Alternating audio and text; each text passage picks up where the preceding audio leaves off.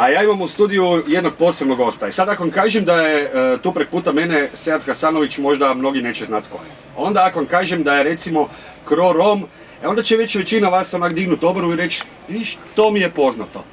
Ako vam kažem da je pored mene Braco, već će vam biti puno jasnije, a ako kažem da je Braco Cigan, onda ćete svi znati ko je ovdje. Braco, dobro ti jutro, dobro nam došao. Dobro jutro i tebi i tvojim slušateljima Plavog radija. Braco, kaj se radi? Jesmo te zbudili ovak rano ujutro, a? Pa jeste, niste dobro, svako jutro se dižem u 7:30, nije ništa čudno. Nego ovo vrijeme malo zeza i tako. Aha, ti si isto od onih meteoropata, kad pada ovak, kad je grdo, onda ti se teško diča. Lijepo je kad pada, kad ti su toplo. Ok, daj mi reci ovak sad. Jasno mi je zaki te zovu Cigan, zaki te zovu Braco. Otkud je Braco izašlo? To mi je pokojna baka dala Bracik ime, nadimak, inače sam Sead, a što bi značilo u prijevodu Srećko. Srećko? Da, ili Feniks. Vidiš, što nisam znao. Jel jesi Srećko fakat u životu? Pa jesam, mogu reći da jesam i lijepo je živjeti i lijepo se živim, imam obitelj, imam 5 unuka i lijepo živim, fakat. 5 unuka? Da. Bravo. Kako se kaže, mašala, jel da? Mašala. Mašala, pa da. Najstariji je 18 godina, najmlađi je 9 godina.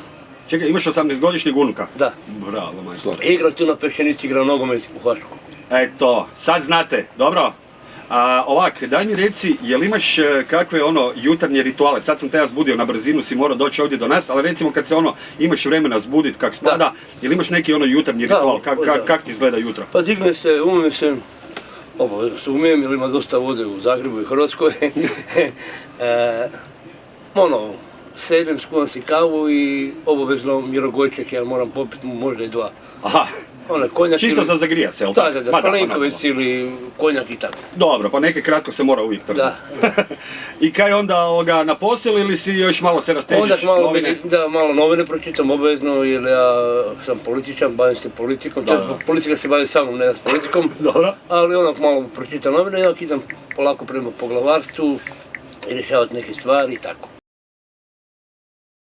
Daj mi reci ti si rođen u Zagrebu, tu na Pešći, jel tako? Da. I cijeli život. Daj mi dok si ti bil klinac. Pamtim lijepe dane mog djetinjstva.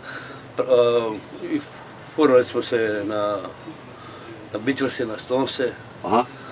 Išli smo na Čagu, na Vrbik. Moja prva Čaga je bila Vrbik, grupa 220. Sjećam se one riječi bezec, gdje si moral dati kad si imao nešto. Da, bezec, bravo. Ta riječ je izgubila i žao mi je što se ta riječ izgubila. Eto, brzi tempo života pa više nema toga.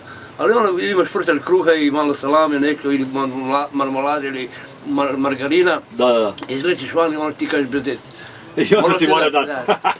Pa bilo je lijepo, bila je pozitivnija vibra nego danas ne znam, danas je tišao sve. Da, Pešća je od uvijek bila radnički kvart, jel tak?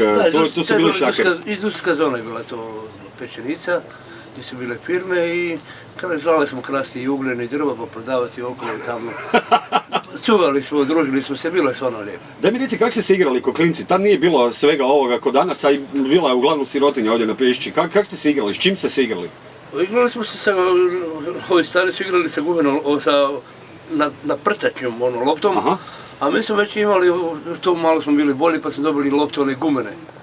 Gumene lopte. Jel ti kad neko zbušio loptu gumenu, da je odletila nekome? Je. I kaj onda? Pa smo i krpali, pa smo svašta. Mislim, bilo je puno je bolji život bio. Mislim, ne želim promijeniti na život sada. Ali ta vibra među ljudima je bila puno pozitivnija, puno bolja. Bilo je jedno poštovanje prema ljudima, prema starijima pogotovo. I tako da je to sad razlika ovoga i prije. Sad kad si spomenul, kakvi su susjede imali i sad vjerojatno ih imaš? Jesi ti na istom mjestu sad na Pešći gdje si se rodili ili si se selio? Ne, selio sam se, ja sam bio tu u Andriji Lovečkoj preko, pa sam otišao na Tomislav trg, pa sam sad u Negarskoj, na Trešnjevci. Ali Zagreb je bilo, kaj imalo, 350-400 tisuća stanovnika tih godina. I bilo je koje jedno malo veće selo, pa i sad je malo veće selo. Bilo je ta vibra među susjedima, bilo je jedno poštovanje, kao što sam rekao u početku. i bilo je ta jedna vibra pozitivna među ljudima.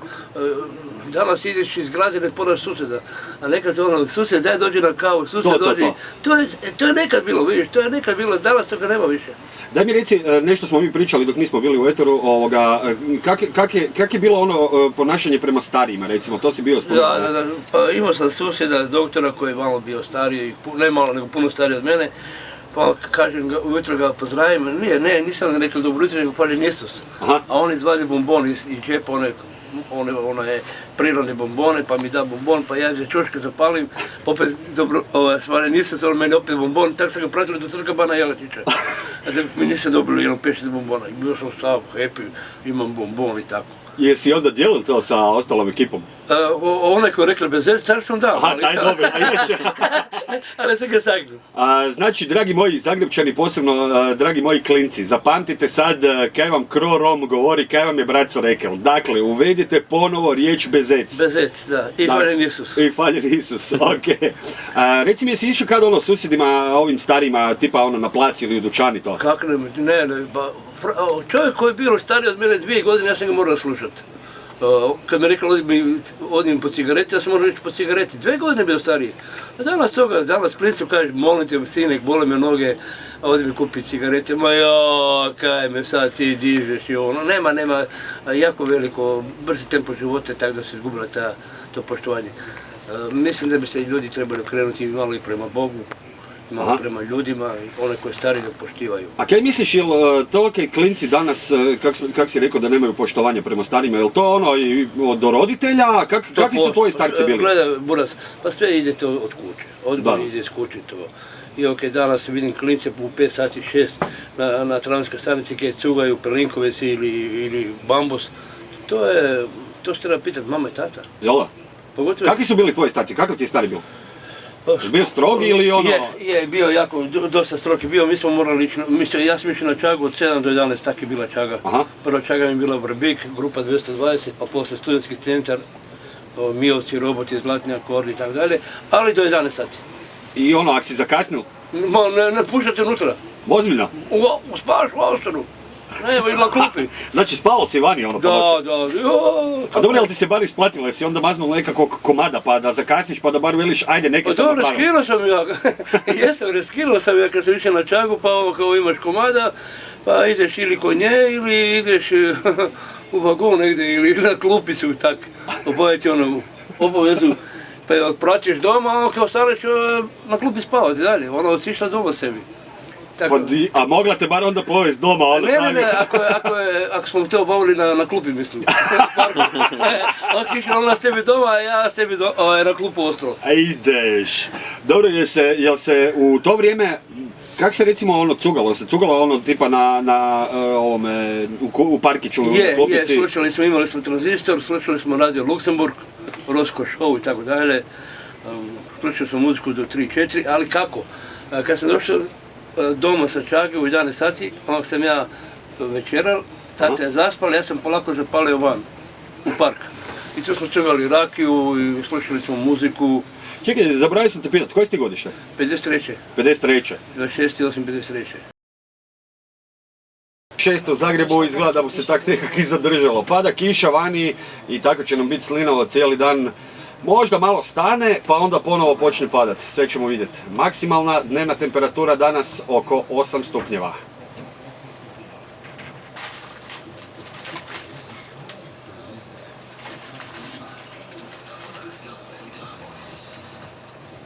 Dobro vam jutro još jednom iz busa Sunset Plavog na Pešći. A danas nam je predzadnji dan kak smo ovdje, nemojte zaboraviti sutra svi vi koji ste ovdje na Pešćenici, dođite se družiti s nama i možete nam se pridružiti i u farbanju u osnovnoj školi Frana Krste Frankopana. Bumo klincima malo osvježili prostore da im bude ljepše kad dolaze u školu. Kao što znate, a ako do sad ne znate, ako ste se tek sad uključili, s nama u busu je i legenda s Pešćenice, Kro Rom, braco, ispričao nam je već puno zanimljivih stvari, očekujemo naravno da bu tak nastavili i dalje.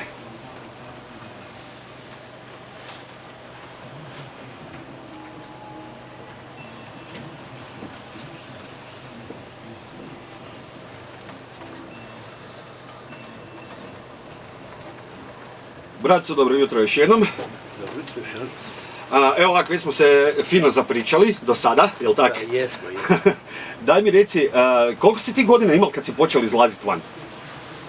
Misliš na Čagu? Pa da, ono, kad nisi bil više toliko u kvartu po parkićima, nego si išao baš ono... 14 godina sam imao kad sam krenuo prvi put na Čagu, ono što sam ti rekao u početku razgovora, a to je bilo Brbik, grupa 220. A daj mi reci gdje si još izlazila ono kad si bio mlad, kad se išlo po svuda, koja su mjesta u Zagrebu tad bila ono gdje se moralo ići? Išli smo normalno po tim Čagama koji je bilo puno. Zagreb je nekad važio centar za rock and roll na Balkanu. To je bila stvarno... Koliko je bilo mjesta za Čagu? 10, 20, koliko? Po gradu tada? Bilo, gledaj, prvo su bili bendovi, pa poslije su prešli, od 68. godine smo prešli u disko klub. To je bio prvi veslački klub Sava na Savskom mostu i bila prva disko Čaga. Tad smo išli na poslije studijski centar, pa Big Ben, pa Štrukla, pa Salon, pa Panta, nema Čage koje nisam ja bilo.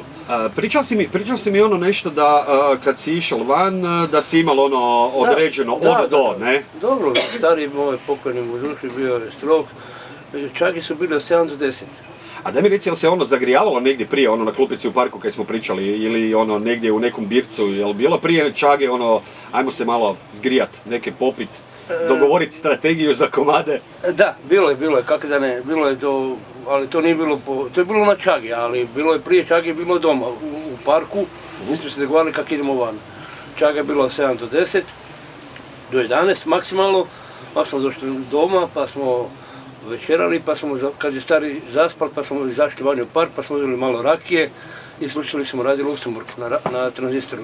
Daj mi reci, kak je obleka izgledala u to vrijeme? Kaj je recimo bilo moderno kad si ti išao van? Sad znači ideš negdje na Čagu, kak si obučen? Pa pošto smo ovi iz Zagreba blizu Trsta, pa smo išli u Trst kupiti super rifle koje su bile jako plave, pa smo je u vešovoj kuhinji u zgradi sa ribačom četkom ribali da budu izbljedali malo. Da.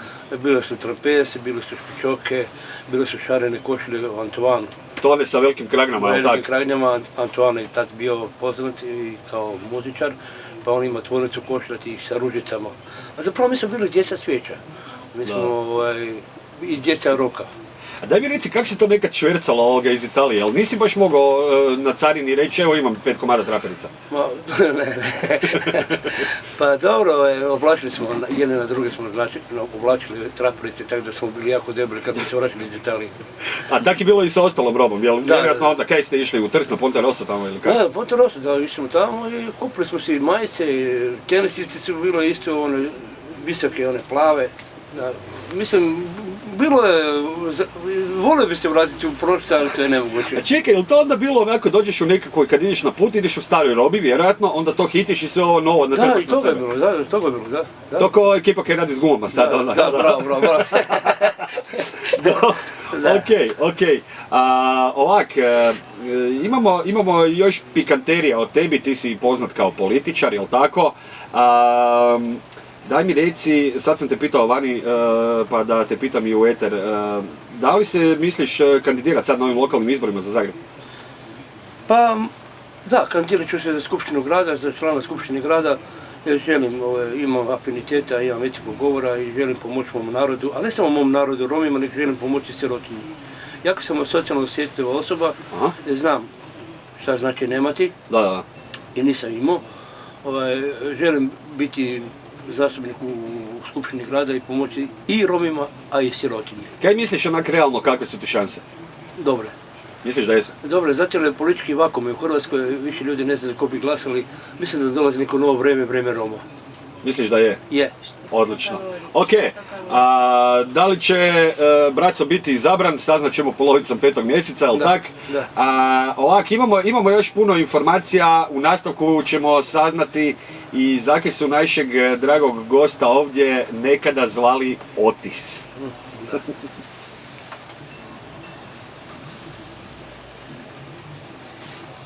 Evo je turist.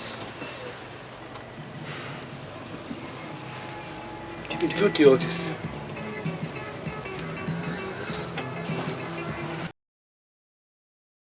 Ti si bio poznat zapravo zagrebački čager u to doba. Pa Reci mi kako je to čaga bila, po čemu si ti bio bolji od drugih? Pa imao sam duge lase, imao sam te traperice, tenisice, bavio sam se športom, nogometom, igrao sam u Dinamo nogomet, išao sam u školu Varšavsku. Kako da kažem,